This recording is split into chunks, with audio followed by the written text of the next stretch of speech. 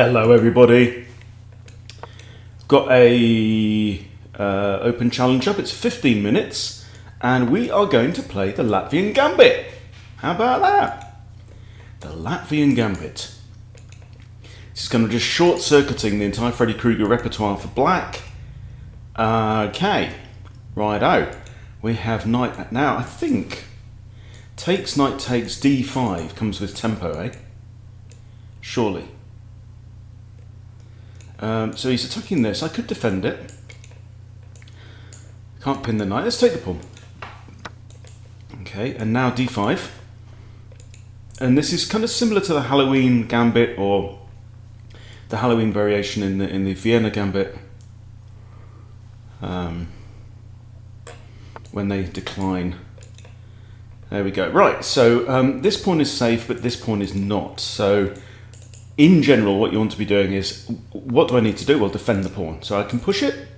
That's perfectly all right. And that comes with tempo. Or I can defend it with development. Both are reasonable. Okay, the queen can't come out here, so this is fine. So I think it's probably, well, but if I do that, then he can pin. And that kind of undoes my idea. So let's push. And now, although white has the development lead, white is looking slightly awkward, certainly in terms of central control. Now, c5 here is probably inaccurate, I would say. I'm tempted to play knight f6 and defend both of my pawns and be one step closer to castling kingside. Kingside is fine, I've got semi-open f-file. This is all good. Now, c5 can come later. Now I can develop my bishop and hit the knight. So next question is, where's the knight going to go? Well, he can't go here or here because of this bishop. He can't go here because of pawn. So if I go here, he might go there, which looks a bit offside to me. Or he's going to go all the way back here and get in everybody's way. So I kind of like that. And I'm achieving what I want to do. So big thing in chess. Okay, right. Okay, so he's come back with tempo. Now, I think I can just drop back to b6 and we're all fine. And look at this nice control we have over the center. So we've got lots of control here over the light squares, right? Got almost no control over these dark squares. Nothing is looking at these squares on my side. Oh, apart from this bishop, hang on. Wrong color bishop. So actually we're not doing bad. If you color in all the squares that we control and that on the opponent's side of the board, that is looking pretty tasty. I've even got a bishop looking at there. How many squares is opponent controlling on our side of the board? Not a lot. That's it, right? Oh, and these two with a queen and bishop. So that's a good way to be thinking about your chess. Okay, now, first thing that springs to mind is bishop f5. Opponent has two attackers on here, but I already have two defenders, so I don't actually have to do anything. So castles is perfectly acceptable here. Castles, and then my rook's going to be on f8. I could put my rook on e8 and pin this pawn. Yeah? Bishop out here is also fine. Then if takes, pawn takes. No, I'm going to castle. I don't want to trade off queens at this point in time.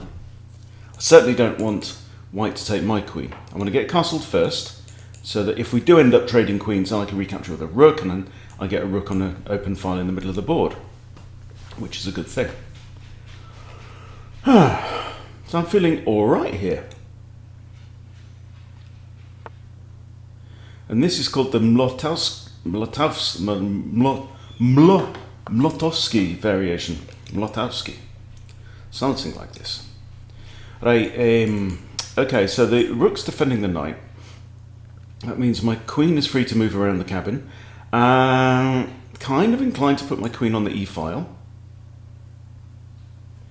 Queen e8 just threatens pawn takes d3, check. And then I get a free pawn, by the look of things. I'm happy keeping my rook on there, so I'm going to play queen e8. I'm happy with my rook on, well, obviously my rook's got an important job to do defending this knight anyway, so queen's not stepping on anyone's toes here. Now knight can't take there because knight takes, And these knights are looking an awful long way away from that king, aren't they? So they're not exactly threatening right now. This one being on the light square is going to access dark squares. We've got all that covered. Knight and a bishop in this configuration means that the knight cannot make forward progress. And this knight is looking at light squares. I might push c6 at some point and just finish my pawn chain. And this bishop's looking really quite menacing. Right, first thing to look at is e takes d3. Bishop can't take, it would be pinned. If pawn takes, he's got an isolated queen's pawn. So most likely queen takes. Queen takes. Is it time to develop the bishop? Is it time just to push this? That just feels a bit on the slow side to me. Here, and if pawn takes, I've just got extra control. It's also a nice defender of h7. So it's not a bad move. This knight is going to be looking for work at some point. It'd be nice to, so that my knight has d7 as an option. Yeah, I'm quite happy with this.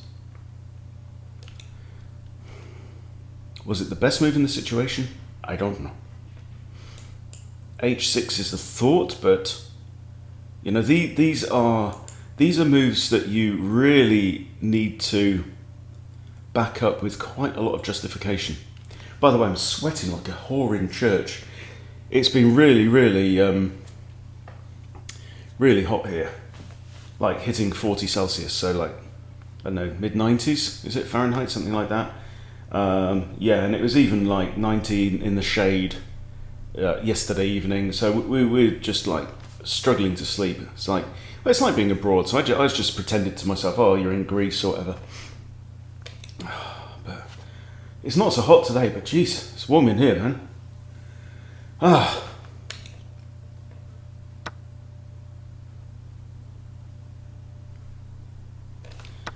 All right, explain to me how this doesn't just lose a piece. He's got no development. What's his plan? He wants to take this pawn? I just take with the bishop. Defend the knight from the queen.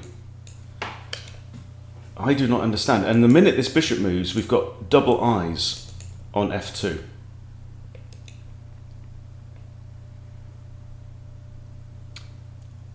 "54 seconds he thought about that. Now this, yeah?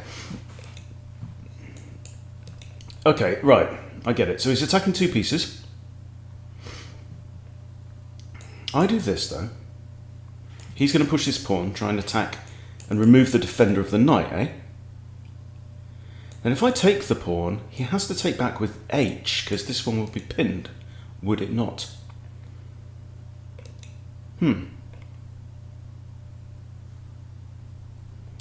it's an interesting idea. How about sacking the bishop on f2? King takes, I take the pawn for free. There. And then his recapturer is gone, yeah? If king takes, I take this with a discovered check by the rook. I think we should go for this, don't you? And this is a rated game. This is a 4-12 for me, so I lose 12 if I lose. However, the key factor here is this king is offside. Right? White has little control over the centre of the board. The king hasn't castled, which means these two rooks are still in the box. And now he's got an issue. Can't go there. Right? Can he block? Yes. Kinda. But look at the mobility of my stuff, right? I've got this rook on the open f-file, giving check. Bishop with nice control in the centre of the board. Knight with nice control. All right, now, he's scuttled away. Okay, and this is the time to do nothing at all. What you have to do is you have to take stock. Okay, I'd love to play kind of this check, but that's not possible because of the bishop. I could start chasing away the bishop. What is critical in this position? Okay, well that's undefended. That's undefended. That's defended only by the queen. Okay. So actually queen g6, and this is not a bad move actually. Queen g6 I like. Okay, so we've got a couple of things. This bishop's now effectively pinned, because then I have queen takes g2 mate. Also, I have two attackers lined up against c2. Material is equal, but my king is safe. White's king is arguably a little less safe, and this rook is not in the game and isn't going to be joining in the immediate future, neither is this one. This knight is well offside on the wrong side of the board and constitutes no threat to anyone. So I'm now thinking about engaging my other knight, engaging my other rook. We've got three gorgeous open files on the board. All right, this knight is protected. I may just push c6 just for a bit of additional. If I take this, it drops the knight. Okay, he's got two attackers on here. I think... Now I could extra defend like queen c6, right? But I think pawn c6 is fine. If you can do a job with a pawn, it's better than doing it with a queen, obviously. Oh, by the way, his bishop hung.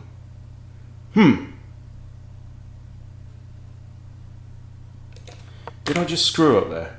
Takes, he takes me, it's with check. Ah, right. Okay. This is interesting. So now he's attacking the bishop. I've got half a mind just to dodge the king sideways to there. I have also got this, rook f4, hitteth the queen. Queen can't go there, can't go there, can't go there. Can't go there, can't go there, can't go there, can't go there, can't go there. So back she goes. Oh, bugger. Right, no, she does have an escape. She can take the rook, right, because the only defender of the rook is this knight, and the knight is currently pinned. Bugger it. Okay. So currently, candidate move is king h8. Or I just hit this.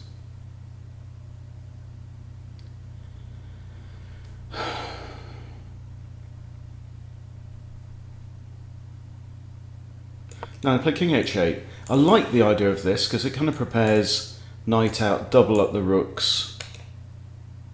All good. This is also hanging.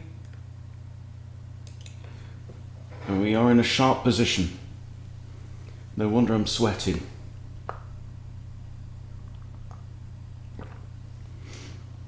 So obviously one of his main ideas there was just to defend the bishop.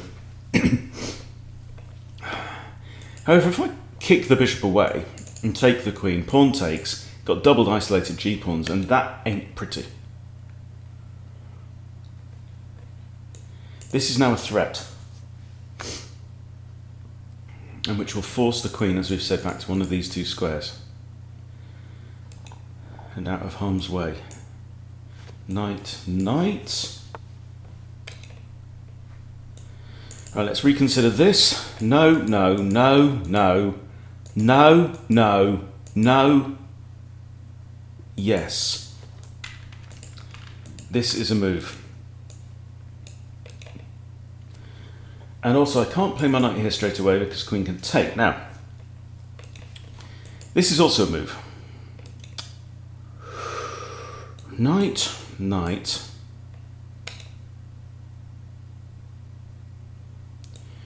Now she does do this, bang, I can't even drop my rook back, I'll literally lose.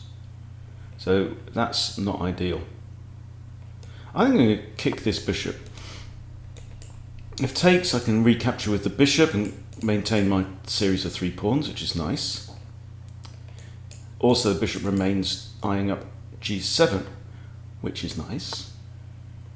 Okay, bishop runs away. No, no. This is a thought. You see, queen has to defend this bishop, yeah? So if I drop my bishop back and hit the queen, queen's going to have to go back there.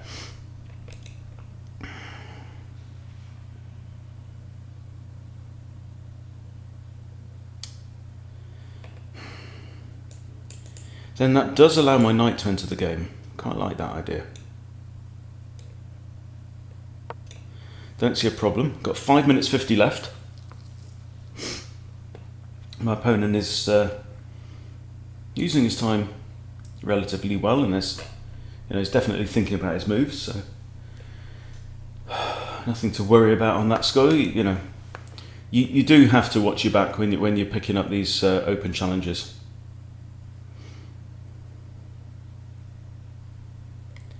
Because there are bounty hunters on chess.com. Ain't no mistake. Right. That queen looks a little bit awkward. Now this, I'm going to play it without too much thought actually. Stops knight coming in there. I've got here, bishop takes, rook, a to f8. Seems good. Notice that my opponent is currently playing with a reduced force. Okay, he might want to take this, that's fine. Can't come here, I'm going to push. Pushing gives up a pawn but attacks the knight. Okay, I've got to move a bit quicker now. If he takes, I'm going to take back with the rook. Oh.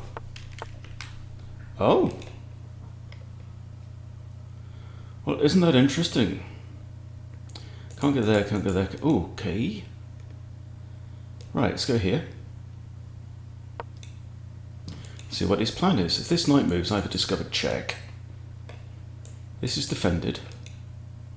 I wasn't expecting that move. Suddenly, he's turned up.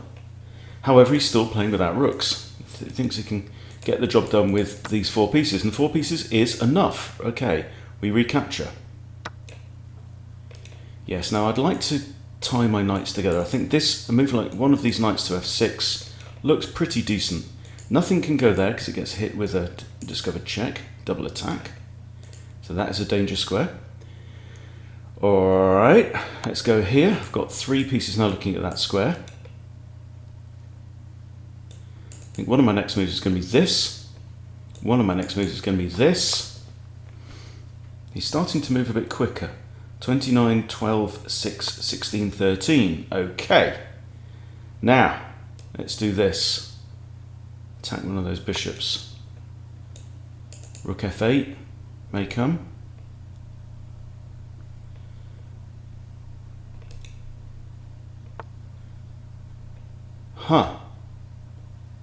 Right, now he threatens mate.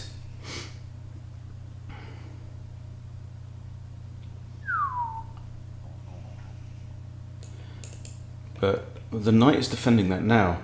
If I take out the bishop, queen takes. I take his other bishop, don't I? He can't mate me because of the knight. He has to take the rook, I take the bishop. We've just eliminated both bishops for the cost of a rook and a pawn. So now I'm up 2 knights for a rook. More importantly, he's not playing with his rooks at this moment in time. So should we hit the queen? My queen defends both of these. Queen is hit. Can't go there, or stay where she is. She's got that. She's got that. Or she has to kind of clear off all the way down here. Okay. Now we're looking at checks and stuff, but I think more importantly, I want to get my rook into the game. Seeing as rooks are kind of important pieces. There's a threat here, right? If the queen now abandons the defense of g2, it's mate. But I'm also threatening to trade off queens. Now material is actually... Oh! I just screwed up. Did I screw up? I screwed. Oh no. There we go. Right, 6 minutes, game on. I'm a piece down. Well, I'm actually exchanging a pawn down. This is fine. I want my knight to look at this. How does my knight get there? That's not really on. Okay. I check you.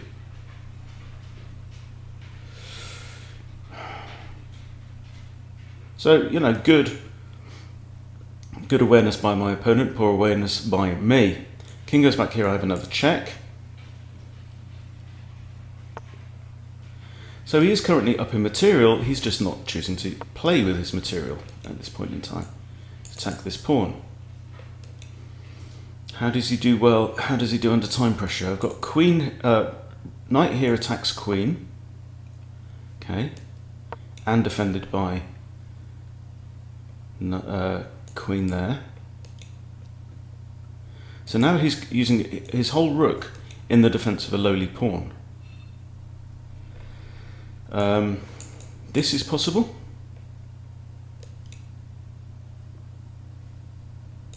Queen can't go there. Okay, very interesting. Very interesting. I have to defend the knight. So here, I've got one of these. Even that.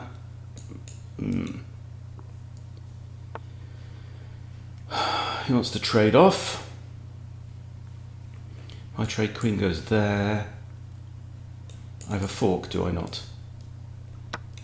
Do I regain my... Oh! Ah! Now he's looking at my queen here. Right. This I would want to play. I have a free pawn. I have a free pawn. Is there another threat? A threat of queen there. Let's take the pawn. Hang on, that drops this pawn as well.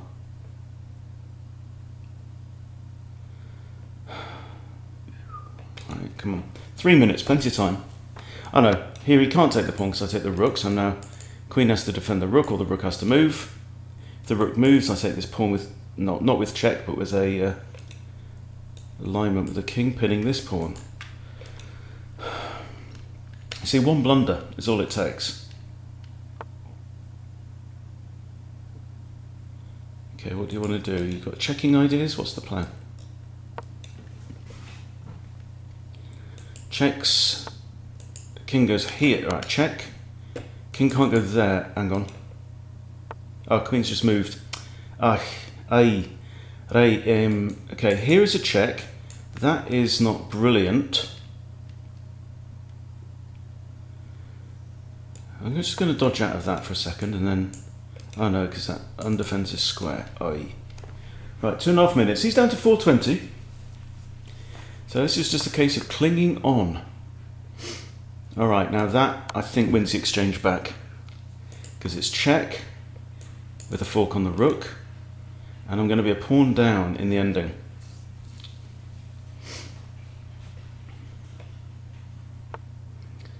Okay, we take the rook. Of course we do. Right, I have no checks after queen recaptures. So what we're going to be doing is centralising the king. Queen can't go there, so that's all right. I'm guarding that square. Right, now I have a 3-on-2. Okay, right, interesting. Okay. But now it's just a case of pushing my 3-on-2 on this side before he can push his 2-on-1 that side. Okay, king has to play a part here. If he comes in, I come in. Take opposition, right. That I capture with check, no good. Alright, now he has to take.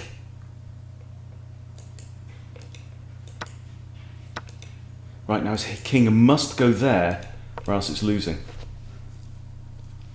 This is a problem. He goes here. He's halted me for a moment. And he can go here, that's the problem. But if he does, I take this pawn and then I should win from that position, I believe. Okay, no, he's playing well. He's playing well. So now he's using this majority. Now he's going to distract my king from this side of the board. He's going to come and clear up my pawns and then the c pawn could go on to win. So this is good play. Now he comes here. It just mops up my pawns.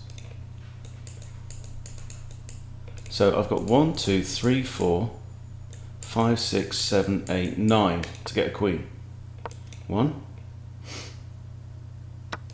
2, 3, 4, and his pawn is slightly ahead of mine. Okay, now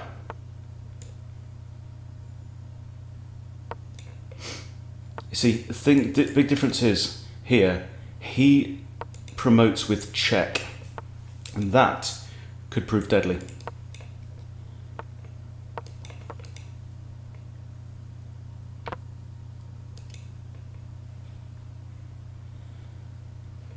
Now it's just a matter of technique, basic technique.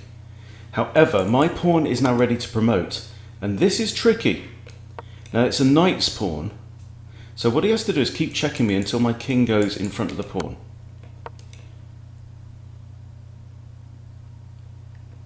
And my job is just to play. Play lots of moves, grind down the clock. He doesn't know his technique here. He has to force my king in front of the pawn, and then the king creeps up with baby steps. King can't move now because I promote. I go here.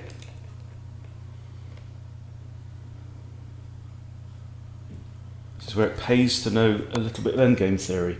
Check. No problem. I go behind this way.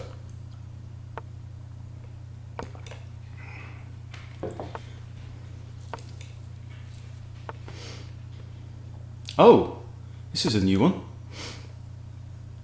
Oh, well done. That is a new variation that I was not familiar with. That was a good move. He's going to win now, because now all he has to do is push my king to the corner, queen there, and it's mate. Well done, Francesco. Good game. Now, let's have a quick look at the review.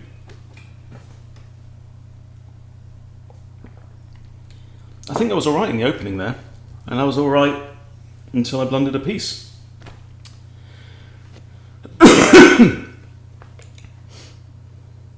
See what the machine says. Point is, the Latvian is standing up. Played a handful of blitz games last night, and it was fun. It was definitely fun. It leads to sharp openings, sharp positions. Whoa, I had a brilliant move.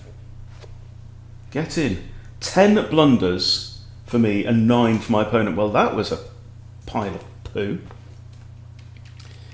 Okay, 4 great moves from him and 3 from me. Okay, so if it's Latvian 2 knights, we go 3 knights.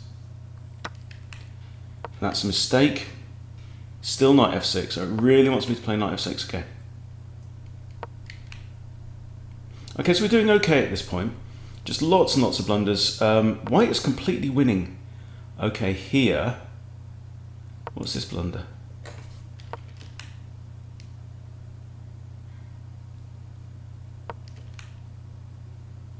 That's a blunder. And that was my brilliant move. Wow. Yeah, okay, so... And that's a mistake. He should have engaged his rook. Now, at this point, I'm completely winning. Plus, -8 to black. And I just completely blundered. What can you do? But here, I'm actually in a winning position. So, really, I'm in a winning... Hang on. So what did I do wrong? King f5 was a blunder.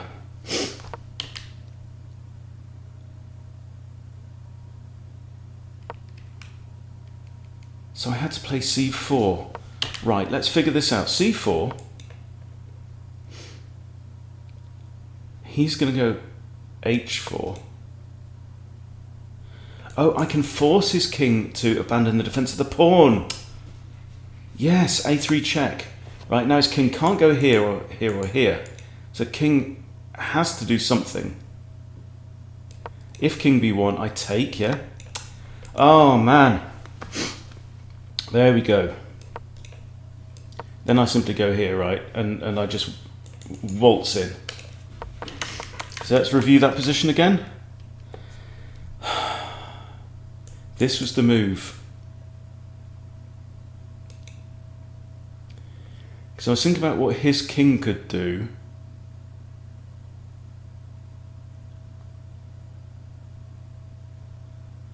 But a3 check was the move. That's what I didn't figure out. a3 was a forcing move, offering up my pawn.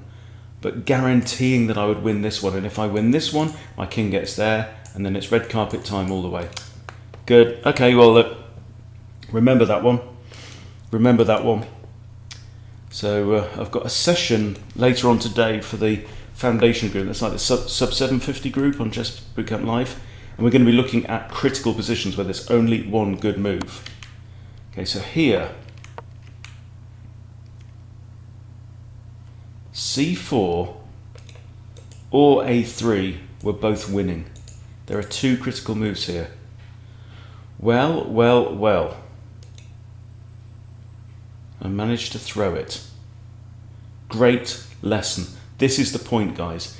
Win or lose matters far less than did you take the lesson from the game. And this is a really important one. I had still a couple of minutes on the clock. I don't think I calculated what happens if I push the pawn. The king has to abandon the defense of this key c-pawn, which, as we saw, is the one that won the game. Interesting times. All right, so there you go. Good game. Well, I say good game. It had 19 blunders in it. 19. That hurts. But anyway, apart from that, interesting and a brilliancy. So, you know, something to take away. Anyway, hope that was fun for you. Thanks for watching. I'll see you later.